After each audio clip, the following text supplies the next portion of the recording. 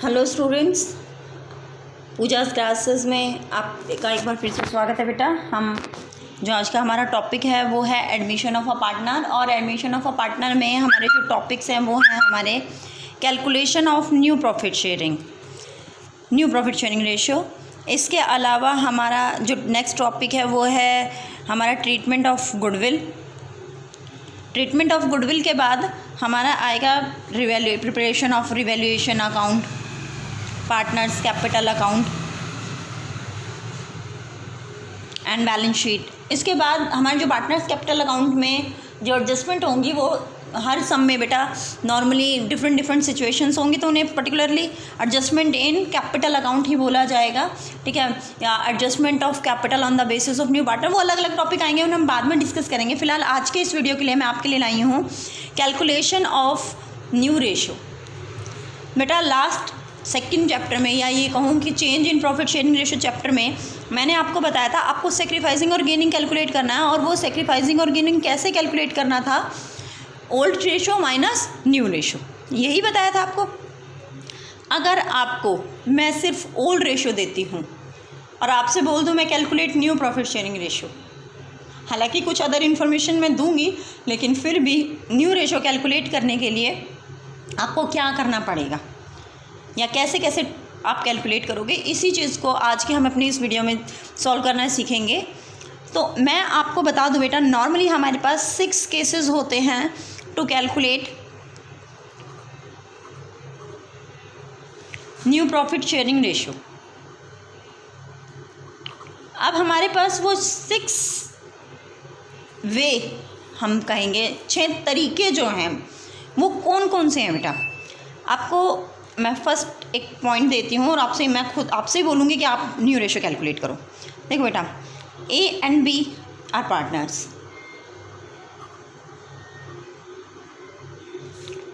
Sharing profit and loss in the ratio 3:2। इस statement में clearly आपको बोला गया है ए और बी पार्टनर हैं, वो शेयर करते हैं profit and loss in the ratio 3:2। They admitted C for 1/5 share. Calculate new ratio and sacrificing ratio.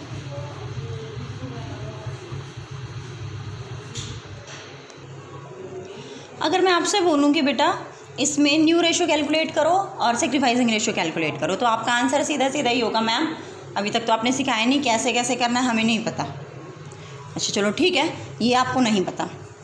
अब मैं आपसे कहती हूँ बेटा, ए और बी पार्टनर हैं, इनका रेशियो 3:2 है। मतलब जब भी कभी प्रॉफिट होता है तो आप 5 हिस्से करते हो, जिसमें से 3 हिस्से ए को दे देते हो, 2 हिस्से बी को दे देते हो, ठीक है बेटा।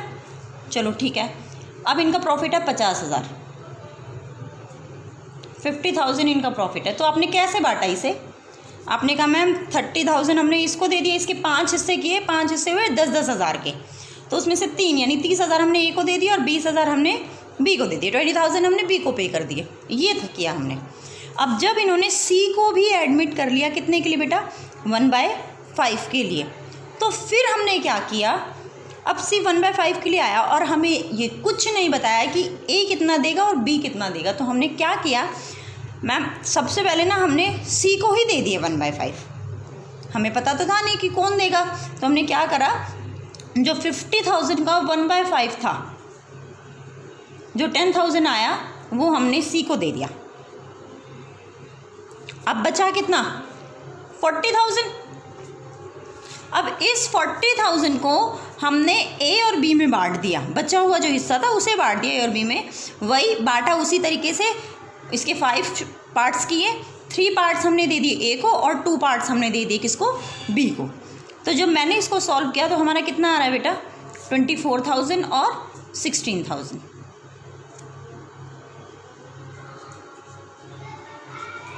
समझ आ गया बेटा?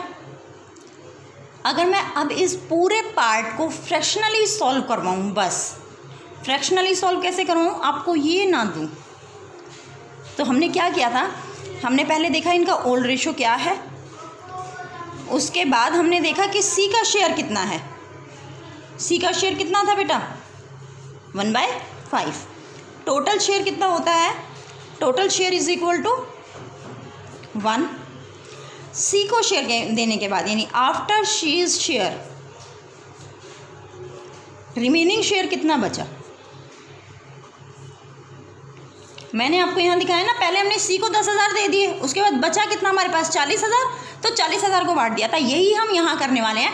पहले हम क्या करेंगे, हम सी को ही शेयर दे देंगे 1/5।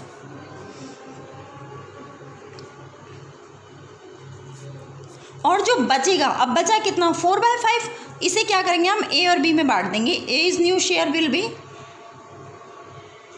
Ratio share whatever you want to write you can 4/5, यानी जो रिमेनिंग शेयर है इसको ही बांट देंगे इन दोनों में, कितना 3/5 एंड 2/5।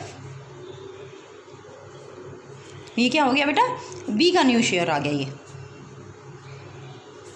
तो 12/25 ए का शेयर हो गया, 8/25 बी का शेयर हो गया और 1/5 सी का।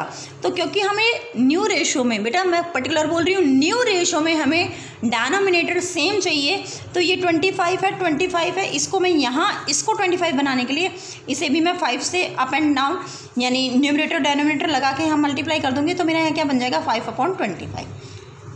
ये बन गया बेटा मेरा न्यू रेशो। अब आप देखेंगे 12, 8 and 5 total is equal to 25/25, that is 1।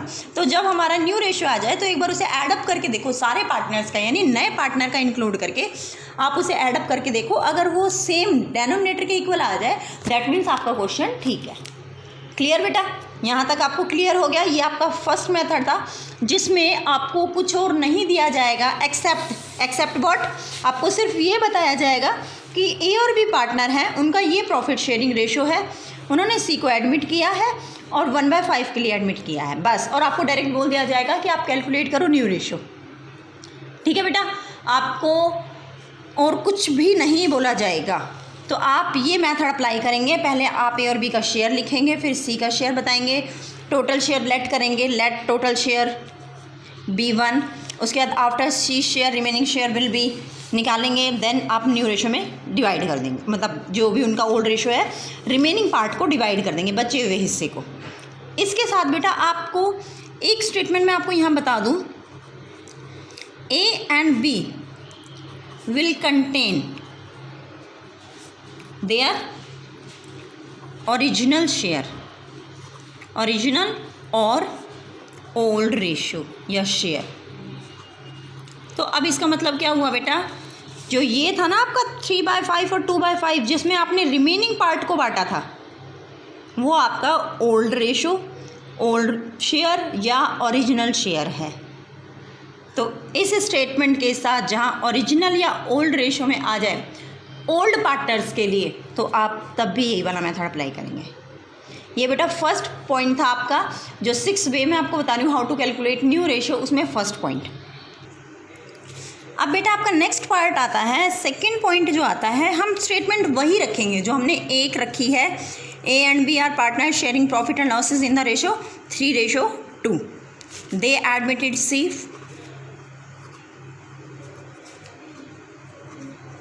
for 1/5 share, 1/5 share.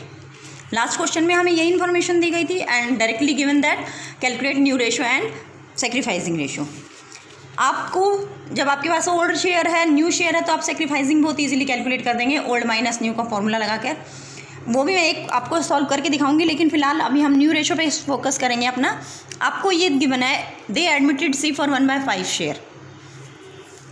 अगर यहाँ पर बोल दिया जाए which he will acquire from A and B in equal proportion, C आ गया, सी 50,000 के लिए आया, 10,000 के लिए आया, या कुछ भी अज्यूम कर लो, वो दोनों से बराबर बराबर ले रहा है। अब बराबर बराबर लेने का मतलब क्या हुआ बेटा, वो ए से अपने हिस्से का आधा और बी से अपने हिस्से का आधा लेगा।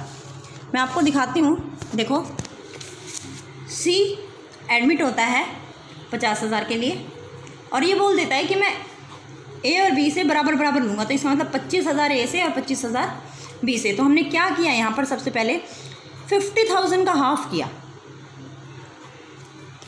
तो ये 25,000 और 25,000 आ गया। बाद में हमने क्या किया, जितना भी ए और बी को शेयर मिलता होगा पहले, मान लो इनका प्रॉफिट 2 लाख है और दोनों 1 लाख डिवाइड करते हैं, तो जितना भी इन्हें प्रॉफिट मिलता होगा उसमें से हम 25,000 और 25,000 लेस कर देंगे। तो जो लेस करके आएगा वो होगा न्यू रेशो। तो इसका मतलब क्या है, पहले मल्टीप्लाई और उसके बाद डिडक्ट।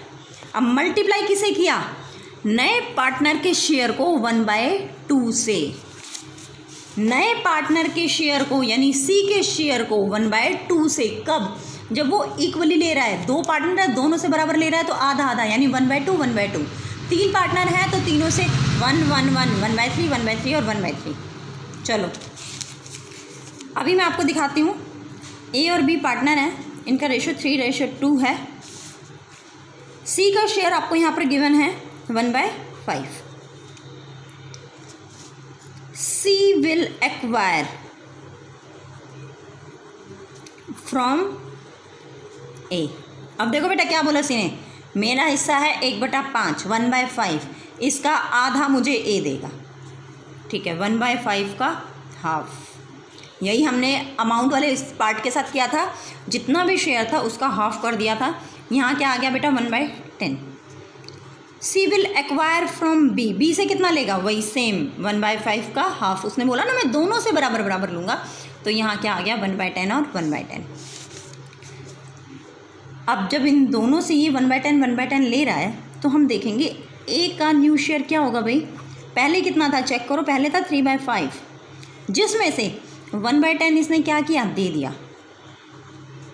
तो अब जो बचा पार्ट 6 - 1 यानी 5/10 क्या आ गया इसका न्यू रेशो। बी का न्यू शेयर क्या आएगा बेटा, बी का न्यू शेयर सेम उसी तरीके से कैलकुलेट करो जैसे ए का क्या है, 2/5 में से 1/10 माइनस कर दो, 10 5 2 10 2 2 4 -1 3/10। क्वेश्चन एक बार दोबारा रीड कर रही हूँ बेटा। ए बी पार्टनर थे 3:2 में, उन्होंने सी को एडमिट किया 1/5 के लिए। इसमें इन्होंने क्लियरली बोला which will acquire from A and B in equal proportion, जो कि वो बराबर बराबर लेगा, किससे, ए और बी से। तो ठीक है, हमने सी के शेयर को 2 पार्ट में डिवाइड कर दिया, हाफ हाफ कर दिया, उसका 1/10 और 1/10 आ गया, जो कि उसने ए से और बी से ले लिया। ये वे ऑफ मेथड यानी वे ऑफ राइटिंग है, कैसे कैसे हमें क्वेश्चन लिखना है। सी ने ए से कितना लिया, विल एक्वायर फ्रॉम ए, जितना भी उसका शेयर है उसका हाफ।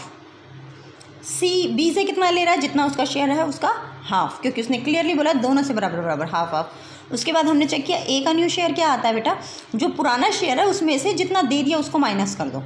सेम बी का भी जितना पुराना शेयर है उसमें से जो दे दिया उसे माइनस कर दो। और सी का शेयर एज यूजुअल हम लिखेंगे, सी का न्यू और ओल्ड बेटा सेम ही है, क्योंकि वो नया ही पार्टनर है, उसका जो भी शेयर होगा वो नया ही होगा।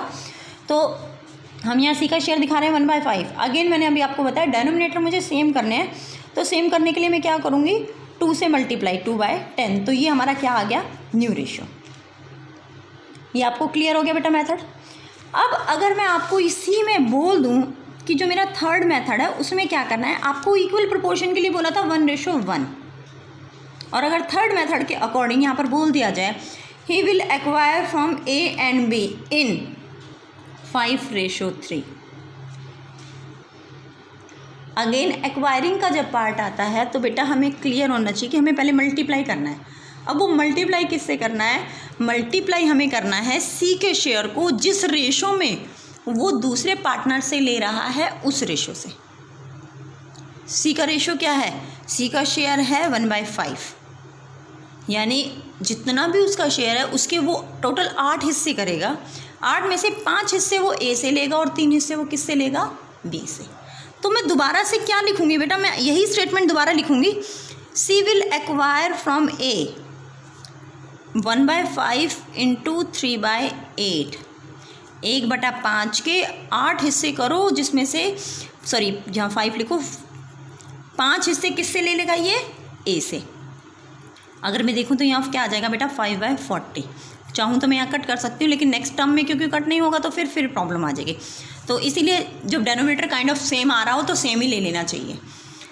उसके बाद सी विल एक्वायर फ्रॉम बी। उसने क्या बोला है, मैं अपने शेयर के टोटल 8 पार्ट्स करूँगा और 8 में से 5 पार्ट्स मैं ए से लूँगा और 3 पार्ट्स मैं बी से लूँगा। क्लियर हो गया बेटा। सेम इसी तरीके की प्रेजेंटेशन आएगी। इसमें इक्वल बोला था तो हमने 1/2 से मल्टीप्लाई किया था। इसमें रेशो गिवन है पर्टिकुलर हमें, तो हम इस तरीके से मल्टीप्लाई करके कर देंगे।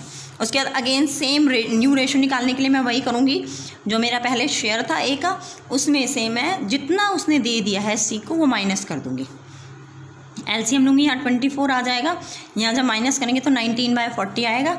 अगेन बी का सेम वही 2/5 में से जब आप माइनस करोगे 3/40 को, तो आपका यहाँ एलसीएम अगेन 40, 16 - 3 13/40। और सी का शेयर कितना गिवन है हमें 1/5। अब इसे 40 बनाने के लिए मैं 8 से मल्टीप्लाई करूँ तो यहाँ क्या आ जाएगा 8/40। तो यहाँ पर टोटल कितना आ रहा है 9, 3, 12 and 8 22 कैरी हो गया इनका टोटल 40/40। तो इसका मतलब क्वेश्चन हमारा क्या है, ठीक है बेटा। क्लियर हुआ बेटा आपको, मेथड समझ में आए। पहले क्वेश्चन में जहाँ आपको कुछ नहीं बोला गया था, सिर्फ शेयर गिवन थे, वहाँ आपने डायरेक्ट क्या किया था, मल्टीप्लाई करके माइनस नहीं किया था, बल्कि जो रिमेनिंग शेयर आ गया था उसको ही बांट दिया था। लेकिन यहाँ पर जब एक्वायरिंग का केस आएगा तो पहले आपको मल्टीप्लाई करके चेक करना पड़ेगा कि कितना एक्वायर करना है, देन उसे माइनस करना है। अब मैं आपको एक और पॉइंट बताती हूँ बेटा। देखो अगेन स्टेटमेंट सेम रखे हैं हम। A and B are partners sharing profit and losses in 3:2. They admitted C for 1/5 share which he acquire. Again acquire ही कर रहा है from A। होली बोल दे, आपको completely बोल दे तो उससे कोई अंतर नहीं होगा। होली का मतलब भी वही होता है, वो सारा पार्ट किससे ले रहा है, A से। अब मुझे एक बात बताओ बेटा, क्या इस क्वेश्चन में कुछ मल्टीप्लाई करके चेक करने की ज़रूरत है? अगर मैं आपसे बोलूं कि सी आ रहा है फॉर्म में और सी 50,000 रुपये लेगा और वो सारा का सारा शेयर कौन देगा, ए देगा, तो ठीक है, जैसे वो बांटते थे वैसे ही वो प्रॉफिट को डिवाइड करेंगे और जितना भी होगा वो कौन दे देगा, ए दे देगा। तो बेटा आपने सेम वही करना है। अगेन आप प्रेजेंटेशन वही रखेंगे, ए और बी का रेशो शो करेंगे 3:2। उसके बाद आप सी का शेयर दिखाएंगे 1/5। देन आप बताएंगे ए इज़ न्यू शेयर, क्योंकि आप उसने आपसे क्लियरली पूछा है कि नया शेयर बताना है आपने। तो ए का न्यू शेयर कितना आएगा, पहले कितना था 3/5 माइनस 1/5। आप यहाँ मेंशन कर दो सी एक्वायर्ड हिज शेयर फ्रॉम ए। तो वो ए से ले रहा, तो ए का न्यू शेयर हम निकालेंगे 3/5 माइनस 1/5। जब हमने इसे माइनस किया तो 2/5 आ गया हमारा। आपको पता है जहाँ डेनोमिनेटर सेम हो वहाँ हमें जो एलसीएम लेने की ज़रूरत नहीं होती, हम डायरेक्ट माइनस कर देते हैं। अगेन बेटा बी इज़ न्यू शेयर। क्या बी के शेयर में कोई अंतर आया होगा, नहीं, क्योंकि जो बी का पहले शेयर था वही अब है। तो बी का न्यू शेयर और ओल्ड शेयर सेम है 2/5। और सी का शेयर कितना है बेटा 1/5। तो बड़ा ही ईजी सा मेथड होता है जब किसी एक पार्टनर से ले लेता है। तो ये सबसे ईजी टॉपिक होता है बेटा, इसमें कुछ करने की जरूरत नहीं है, डायरेक्ट जिससे लिया उसके शेयर में से माइनस करके बता दो। क्लियर है बेटा। अब आता है आपका नेक्स्ट टॉपिक बेटा। अगर मैं आपसे बोलूं कि ए और बी पार्टनर हैं,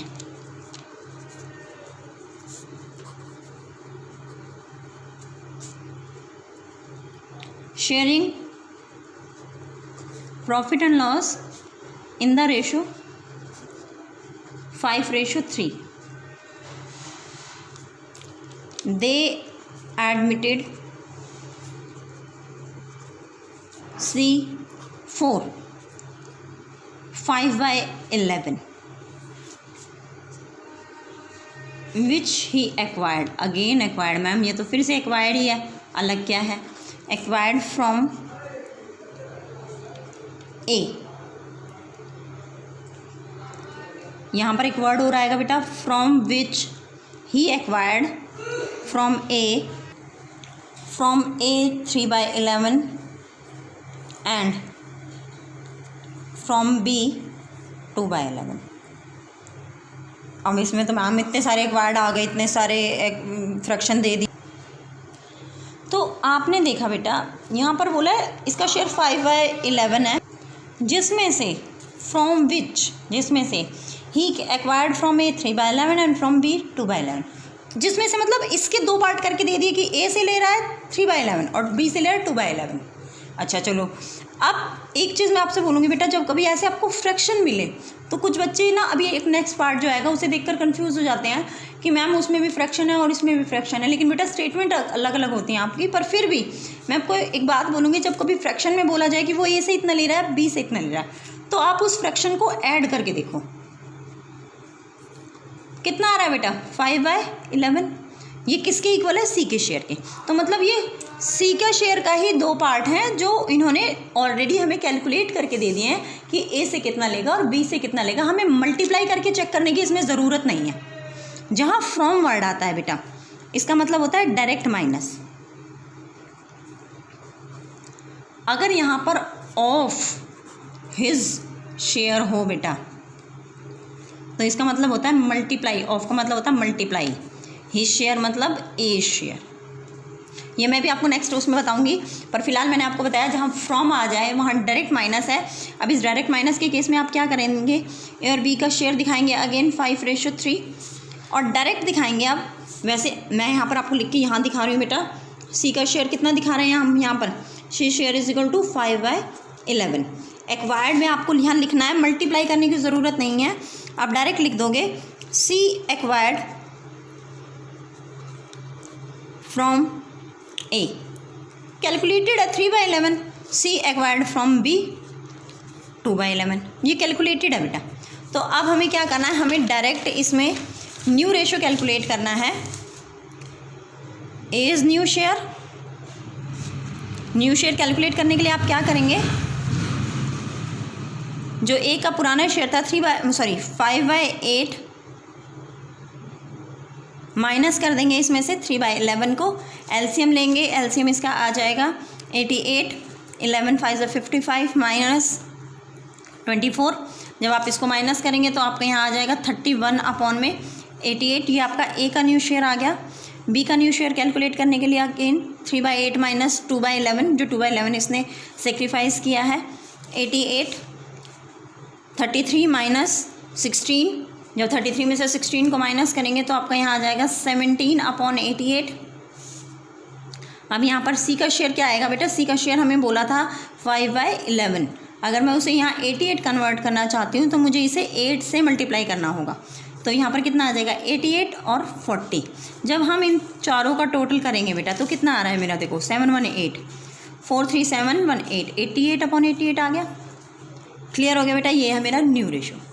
अब जो लास्ट टॉपिक है बेटा उसमें क्या बोलेगा ये, अब इसमें बोलेगा अगेन जो लास्ट स्टेटमेंट में हम उसी को कंटिन्यू करेंगे। A and B are partner sharing profit and losses in the ratio 5/3।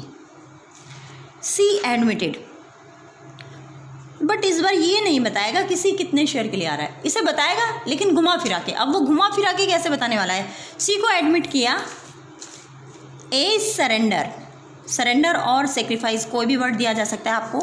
A surrendered 1/4 of his share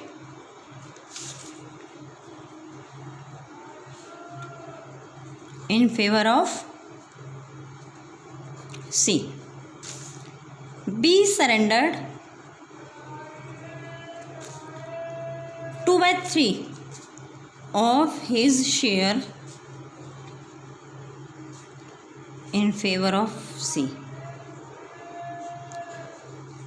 calculate new ratio.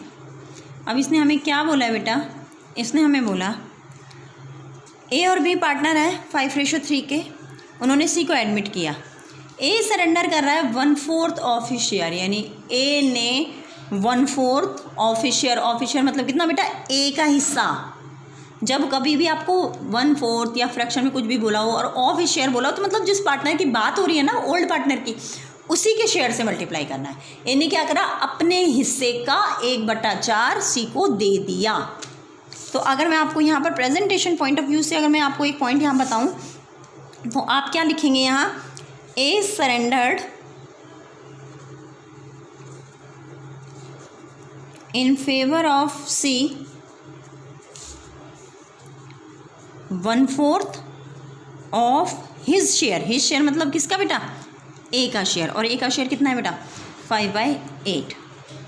तो यानी 5/32। क्लियर हो गया?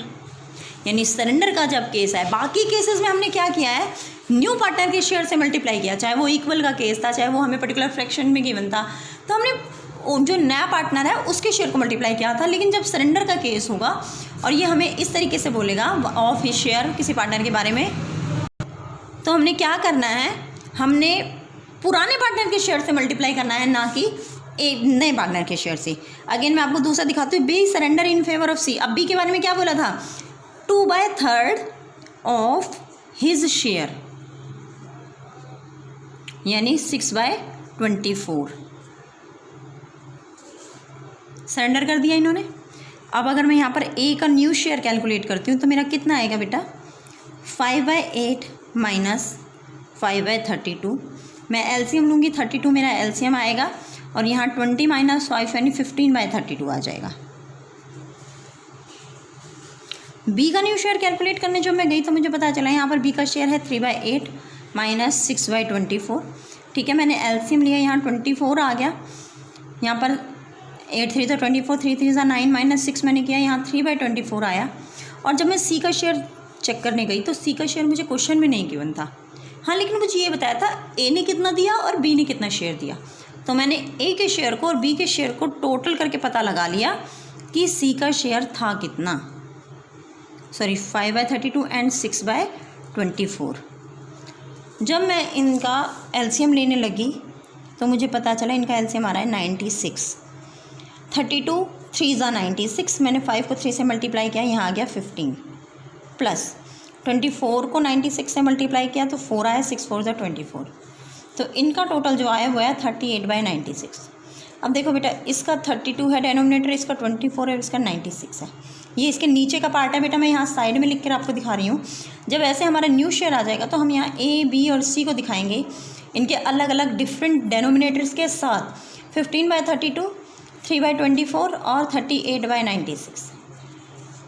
जब एलसीएम लेंगे तो हमारा क्या आएगा? 96।